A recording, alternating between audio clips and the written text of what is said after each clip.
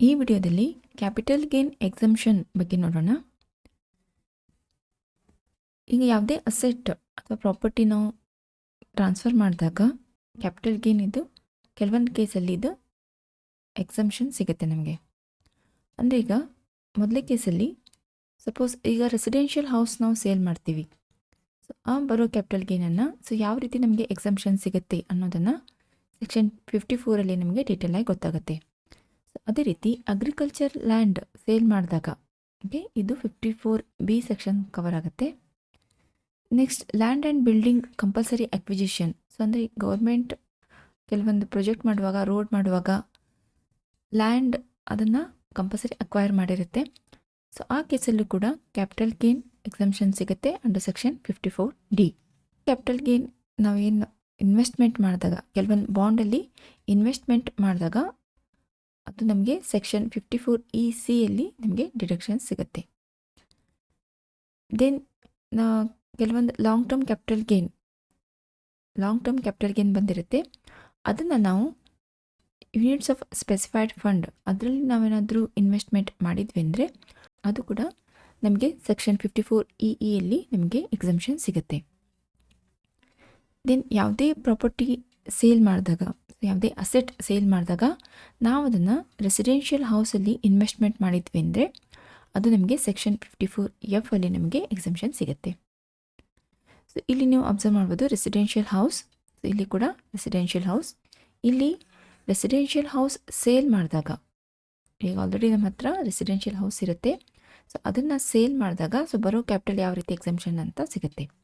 But ಇಲ್ಲಿ residential house, so ಯಾವುದೇ capital asset other than house sale ಮಾಡಿದಾಗ ಅದನ್ನು ನೀವು ಕ್ಯಾಪಿಟಲ್ ಗೇನ್ ಬಂದಿದ್ದು ಇನ್ವೆಸ್ಟ್ಮೆಂಟ್ ಮಾಡಿದಾಗ.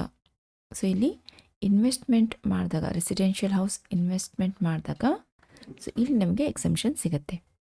ಓಕೆ, ಸೊ ಇವೆಲ್ಲ ಎಕ್ಸಂಪ್ಷನ್ಸ್ ಈಗ ನಾವು ಒನ್ ಬೈ ಒನ್ ನೋಡೋಣ. ಸೊ ಮೊದಲಿಗೆ profit on sale of property use for residential purpose. So ಇದು ಸೆಕ್ಷನ್ 54 ಕವರ್ ಆಗುತ್ತೆ. ಸೊ ಈ ಸೆಕ್ಷನಲ್ಲಿ ಸಿಗೋ ಎಕ್ಸಂಪ್ಷನ್ಸ್ ಎಲ್ರಿಗೂ ಎಲ್ಲ ಅಸೆಸಿಗೂ ಸಿಗಲ್ಲ. ಇದು ಓನ್ಲಿ ಇಂಡಿವಿಜುವಲ್ ಮತ್ತು HEFಗೆ ಮಾತ್ರ ಇದು ಎಕ್ಸಂಪ್ಷನ್ ಸಿಗುತ್ತೆ.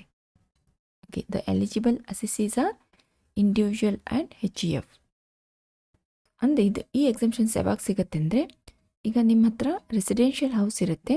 ಸೊ ಇದನ್ನು ನೀವು ಸೇಲ್ ಮಾಡಿದಾಗ, ಇದರಲ್ಲಿ ಬರೋ ಕ್ಯಾಪಿಟಲ್ ಗೇನನ್ನು ನಾವು ಯಾವ ರೀತಿ ಇನ್ವೆಸ್ಟ್ಮೆಂಟ್ ಮಾಡ್ತೀವಿ ಅಂದರೆ ಈ ಬರೋ ಕ್ಯಾಪಿಟಲ್ ಗೇನನ್ನು ತಿರ್ಗಾ ರೆಸಿಡೆನ್ಷಿಯಲ್ ಹೌಸ್ಗೆ ನಾವು ಇನ್ವೆಸ್ಟ್ಮೆಂಟ್ ಮಾಡಿದಾಗ, ಓಕೆ, ಅಂದರೆ ಹೌಸ್ ಪ್ರಾಪರ್ಟಿ ಸೇಲ್ ಮಾಡಿ ಮತ್ತು ಹೌಸ್ ಪ್ರಾಪರ್ಟಿಯಲ್ಲಿ ಇನ್ವೆಸ್ಟ್ಮೆಂಟ್ ಮಾಡಿದಾಗ ನಮಗೆ ಈ ಸೆಕ್ಷನಲ್ಲಿ ಎಕ್ಸಂಪ್ಷನ್ ಸಿಗುತ್ತೆ. ಇದಕ್ಕೆ ಕೆಲವೊಂದು ಕಂಡೀಷನ್ಸ್ ಇದ್ದಾವೆ. ಸೊ ಯಾವ ಹೌಸ್ ನಾವು ಸೇಲ್ ಮಾಡ್ತೀವಿ ಅದು ಇನ್ಕಮ್ ಫ್ರಮ್ ಹೌಸ್ ಪ್ರಾಪರ್ಟಿಯಲ್ಲಿ ಟ್ಯಾಕ್ಸಬಲ್ ಆಗ್ತಾ ಇರಬೇಕು. ಆಮೇಲೆ ಅದು ಲಾಂಗ್ ಟರ್ಮ್ ಕ್ಯಾಪಿಟಲ್ ಅಸೆಟ್ ಇರಬೇಕು. ಓಕೆ, ಸೊ ಈಗ ನಾವು ಏನು ಹೌಸ್ ಸೇಲ್ ಮಾಡಿದ್ವಲ್ಲ, ಸೊ ಇದು ಲಾಂಗ್ ಟರ್ಮ್ ಕ್ಯಾಪಿಟಲ್ ಅಸೆಟ್ ಇರಬೇಕು.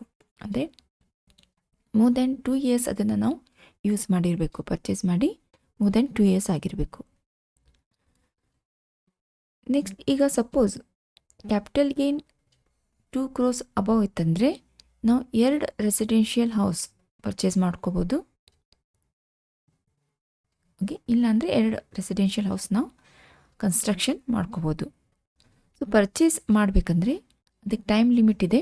So within period of 1 year before or 2 years after the date of transfer.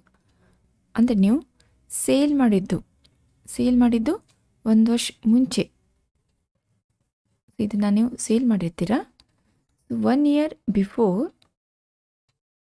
ಇಲ್ಲ ಅಂದರೆ 2 years after the sale. So transfer ಮಾಡೋಕ್ಕಿಂತ 1 ವರ್ಷ ಮುಂಚೆ, ಇಲ್ಲಾಂದರೆ ಟ್ರಾನ್ಸ್ಫರ್ ಆದಮೇಲೆ 2 ವರ್ಷ ಮುಂಚೆ ನೀವೇನಾದರೂ ಪರ್ಚೇಸ್ ಮಾಡಿದ್ರಿ ಅಂದರೆ, ಏನು ಪರ್ಚೇಸ್ ಮಾಡಿರಬೇಕು, ನ್ಯೂ ರೆಸಿಡೆನ್ಷಿಯಲ್ ಹೌಸ್ ಪರ್ಚೇಸ್ ಮಾಡಿದ್ರಿ ಅಂದರೆ ಸೊ ಅವಾಗಿದು ಎಕ್ಸಂಪ್ಷನ್ ಸಿಗುತ್ತೆ. ಇಲ್ಲ ಅಂದರೆ ಕನ್ಸ್ಟ್ರಕ್ಷನ್ ಮಾಡೋದಿತ್ತಂದರೆ 3 years after the date of transfer. Okay, so ಕನ್ಸ್ಟ್ರಕ್ಷನ್ಗೆ ಆಫ್ಟರ್ ಸೇಲ್ 3 years ಒಳಗಡೆ ಓಕೆ ನೀವು ಕನ್ಸ್ಟ್ರಕ್ಷನ್ ಮಾಡಿರಬೇಕು.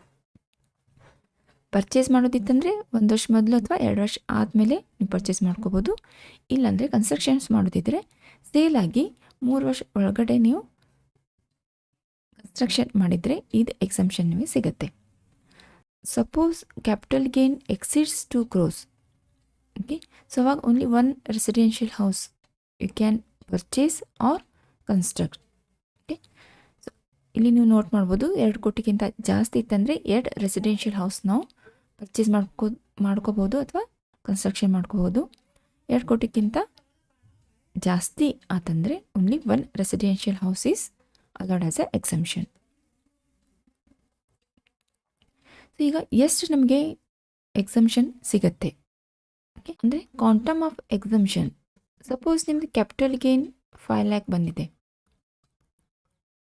ಓಕೆ, ನೀವು ಅದನ್ನು ರೆಸಿಡೆನ್ಷಿಯಲ್ ಹೌಸ್ ಪರ್ಚೇಸ್ ಮಾಡಿರ್ತೀರ ಫಾರ್ ₹4 lakh.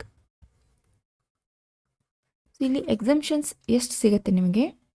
ಒಂದು ಕ್ಯಾಪಿಟಲ್ ಗೇನ್, ಇಲ್ಲ ಅಂದರೆ ನೀವೇನು ಇನ್ವೆಸ್ಟ್ಮೆಂಟ್ ಮಾಡಿರ್ತೀರ, ಸೊ ಯಾವ್ದು ಕಡಿಮೆ ಇರುತ್ತೆ ಅದು ನಿಮಗೆ ಕ್ಯಾಪಿಟಲ್ ಗೇನ್ ಎಕ್ಸಂಪ್ಷನ್ ಸಿಗುತ್ತೆ.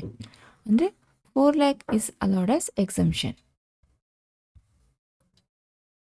ಅಂದರೆ quantum of exemption is capital gain or investment in a new residential house which ever is lower. So that is a quantum of exemption. So ಕೆಲವೊಂದು ಸತಿ ಏನಾಗುತ್ತೆ, ಸೊ ಇದು ಎಕ್ಸಂಪ್ಷನ್ ಸಿಗಬೇಕಂದ್ರೆ ನಾವು before due date of filing return, ಈಗ return file ಮಾಡ್ತಾ ಇರ್ತೀವಿ every year. So ಆ ರಿಟರ್ನ್ ಫೈಲ್ ಮಾಡೋದು ಒಳಗಡೆ ನೀವು ಇದನ್ನು ಇನ್ವೆಸ್ಟ್ಮೆಂಟ್ ಮಾಡಿದರೆ ಎಕ್ಸಂಪ್ಷನ್ ಸಿಗುತ್ತೆ. ಸಪೋಸ್ ಈ ಡೇಟ್ ಒಳಗಡೆ ನಮಗೆ ಇನ್ವೆಸ್ಟ್ಮೆಂಟ್ ಮಾಡಲಿಕ್ಕೆ ಆಗಲಿಲ್ಲ ಅಂದರೆ, ಓಕೆ, ರಿಟರ್ನ್ ಫೈಲ್ ಮಾಡೋದ್ರೊಳಗಡೆ ಇನ್ವೆಸ್ಟ್ಮೆಂಟ್ ಮಾಡಲಿಕ್ಕೆ ಆಗಲಿಲ್ಲ ಅಂದರೆ, ಅಥವಾ ನ್ಯೂ ರೆಸಿಡೆನ್ಷಿಯಲ್ ಹೌಸ್ ಪರ್ಚೇಸ್ ಮಾಡಲಿಕ್ಕೆ ಅಥವಾ ಕನ್ಸ್ಟ್ರಕ್ಷನ್ ಮಾಡಲಿಕ್ಕೆ ಆಗಲಿಲ್ಲ ಅಂದರೆ ಅದನ್ನು ನಾವು ಕ್ಯಾಪಿಟಲ್ ಗೇನ್ ಅಕೌಂಟ್ ಸ್ಕೀಮಲ್ಲಿ ಡೆಪಾಸಿಟ್ ಮಾಡ್ಬೋದು. ಯಾವಾಗ? Before due date of filing a return. So return file ಮಾಡೋದ್ರೊಳಗಡೆ ಇನ್ವೆಸ್ಟ್ಮೆಂಟ್ ಮಾಡಲಿಕ್ಕೆ ಆಗಲಿಲ್ಲ ಅಂದರೆ ಈ ಅಕೌಂಟ್ ಸ್ಕೀಮಲ್ಲಿ ನಾವು ಇದನ್ನು ಡೆಪಾಸಿಟ್ ಮಾಡ್ಬೋದು. ಸೊ ಇದು ಕೂಡ ಆಮೇಲೆ ನಾವು ಯಾವ ಪರ್ಪಸ್ಸಿಗೆ ಇದನ್ನು ಡೆಪಾಸಿಟ್ ಮಾಡಿದ್ವಿ, ಸೊ ಅದಕ್ಕೆ ನಾವು ಯೂಸ್ ಮಾಡಬೇಕು. ಅಂದರೆ ಪರ್ಚೇಸ್ ಮಾಡಲಿಕ್ಕೆ ಅಥವಾ ಹೌಸ್ ಕನ್ಸ್ಟ್ರಕ್ಷನ್ಗೆ ಇದನ್ನು ಯೂಸ್ ಮಾಡಬೇಕು. ಅದು ಬಿಫೋರ್ 3 years. 3 ವರ್ಷ ಒಳಗಡೆ ಇದನ್ನು ನೀವು ಅಮೌಂಟನ್ನು ಯುಟಿಲೈಸ್ ಮಾಡಬೇಕು. ಆಫ್ಟರ್ 3 years ಏನಾಗುತ್ತೆ, ಇದು ಎಕ್ಸ್ಪೈರ್ ಆಗುತ್ತೆ. ಅಮೌಂಟ್ ಏನಿರುತ್ತೆ ಆಫ್ಟರ್ 3 years ಅದು ಟ್ಯಾಕ್ಸೇಬಲ್ ಆಗುತ್ತೆ. After 3 years it is a taxable. ಅಂದರೆ ಈ ಅಕೌಂಟ್ ಸ್ಕೀಮಲ್ಲಿ 3 ವರ್ಷ ಒಳಗಡೆ ಅದನ್ನು ಯೂಸ್ ಮಾಡ್ಕೋಬೇಕು. ಇಲ್ಲ ಅಂದರೆ ಅದು ಆಫ್ಟರ್ 3 years ಅದು ಟ್ಯಾಕ್ಸೇಬಲ್ ಆಗುತ್ತೆ. ಆ್ಯಂಡ್ ಸಪೋಸ್ ಇದು ನ್ಯೂ ರೆಸಿಡೆನ್ಷಿಯಲ್ ಹೌಸ್ ಏನು ಪರ್ಚೇಸ್ ಮಾಡಿರ್ತೀರಾ ಬಿಫೋರ್ 3 years ಇದನ್ನು ನೀವೇನಾದರೂ ಸೇಲ್ ಮಾಡಿದರೆ ಅಥವಾ ಟ್ರಾನ್ಸ್ಫರ್ ಮಾಡಿದರೆ ಎಷ್ಟು ನಮಗೆ ಎಕ್ಸಂಪ್ಷನ್ ಸಿಕ್ಕಿತ್ತು ಅದು ಕೂಡ ಇಲ್ಲಿ ಟ್ಯಾಕ್ಸೇಬಲ್ ಆಗುತ್ತೆ. ರೆಸಿಡೆನ್ಷಿಯಲ್ ಹೌಸ್ ಪರ್ಚೇಸ್ ಮಾಡಿ ಅಥವಾ ಕನ್ಸ್ಟ್ರಕ್ಟ್ ಮಾಡಿ 3 ವರ್ಷದ ಒಳಗಡೆ ಏನಾದರೂ ಟ್ರಾನ್ಸ್ಫರ್ ಆತಂದರೆ, ಸೊ ಮೊದಲು ಏನು ನಮಗೆ ಎಕ್ಸಂಪ್ಷನ್ ಸಿಕ್ಕಿತ್ತು ಆ ಎಕ್ಸಂಪ್ಷನ್ ಇಲ್ಲಿ ಟ್ಯಾಕ್ಸೇಬಲ್ ಆಗುತ್ತೆ. ಸೊ ಈಗ ಸೆಕ್ಷನ್ 54 ಮೇಲೆ ಒಂದು ಇಲಿಸ್ಟ್ರೇಷನ್ ನೋಡೋಣ. Mister Rajesh had purchased a residential house in April 2001 for ₹1 lakh. Okay. He sold the same house for ₹16,10,000 on 1/1/2021. He constructed new residential house at a cost of $2 lakh and deposited $41,000 in a specified bank under the notified scheme before the due date of filing a return of income for the assessment year 21-22. ಇಲ್ಲಿ cost index ಕೂಡ ಕೊಟ್ಟಿದ್ದಾರೆ. ಇಲ್ಲಿ ₹1 lakh ಏನಿದೆ it is a cost of acquisition. So purchase ಮಾಡಿದ್ದು. Then this is a sale value of house, sale proceeds. Then ಇಲ್ಲಿ new residential ಹೌಸಲ್ಲಿ investment ಮಾಡಿದ್ದಾರೆ. ಜೊತೆಗೆ ಅಕೌಂಟ್ ಸ್ಕೀಮಲ್ಲಿ ಕ್ಯಾಪಿಟಲ್ ಗೇನ್ ಅಕೌಂಟ್ ಸ್ಕೀಮಲ್ಲಿ ಇದು before due date of filing return ಅದನ್ನು deposit ಮಾಡಿದ್ದಾರೆ. ಅಂದರೆ ಇಲ್ಲಿ ಕೂಡ ನಮಗೆ 2 lakh ಮತ್ತು 41,000 ಎಕ್ಸಂಪ್ಷನ್ ಸಿಗುತ್ತೆ. ಸೊ ಈಗ ಸೊಲ್ಯೂಷನ್ ನೋಡೋಣ. Computation of capital gain for the assessment year 21-22. So ಮೊದಲಿಗೆ sale proceed of asset, sale proceed ಎಷ್ಟಿದೆ 16,10,000. Okay. Index cost of acquisition ಎಷ್ಟಿದೆ 1,00,000 rupees. ಸೊ ಇದ್ರದ್ದು ಇಂಡೆಕ್ಸೇಷನ್ ಮಾಡ್ತೀವಿ. ಸೊ ಇದು ಇರೋದು April 2001. So 1 to the indexation is 100. Then 2021 the indexation number is 301.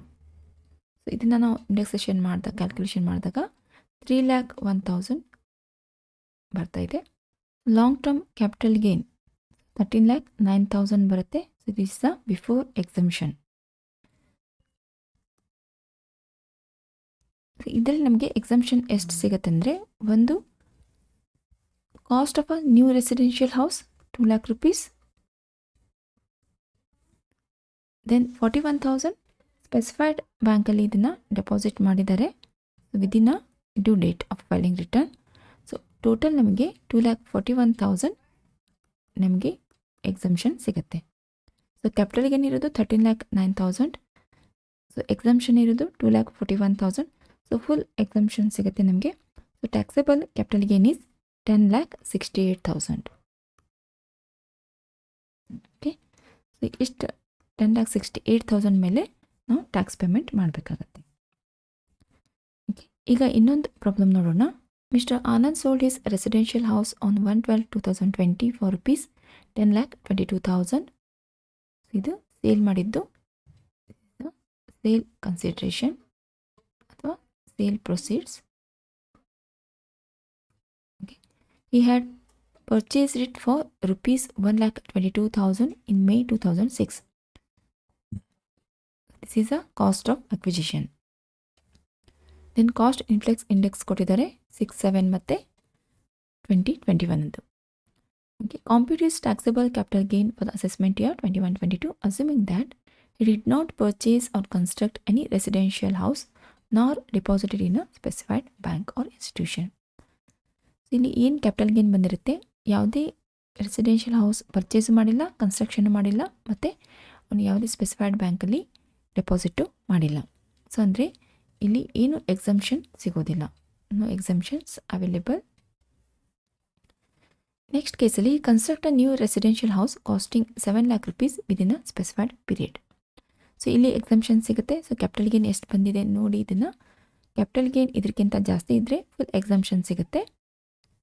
Okay.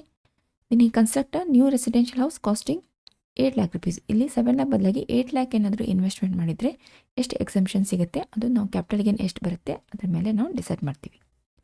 Suppose ಇದಕ್ಕಿಂತ ಜಾಸ್ತಿ capital gain ಇತ್ತಂದರೆ ಫುಲ್ ಎಕ್ಸಮ್ಷನ್ ಸಿಗುತ್ತೆ. ಇದಕ್ಕಿಂತ ಕಡಿಮೆ ಕ್ಯಾಪಿಟಲ್ ಗೇನ್ ಇತ್ತಂದರೆ ಕ್ಯಾಪಿಟಲ್ ಗೇನ್ ಎಷ್ಟಿದೆ ಅಷ್ಟು ನಮಗೆ ಎಕ್ಸಮ್ಷನ್ ಸಿಗುತ್ತೆ. ಈ construct a new residential house for rupees 3,00,000 and building costing 3,00,000 within a specified period.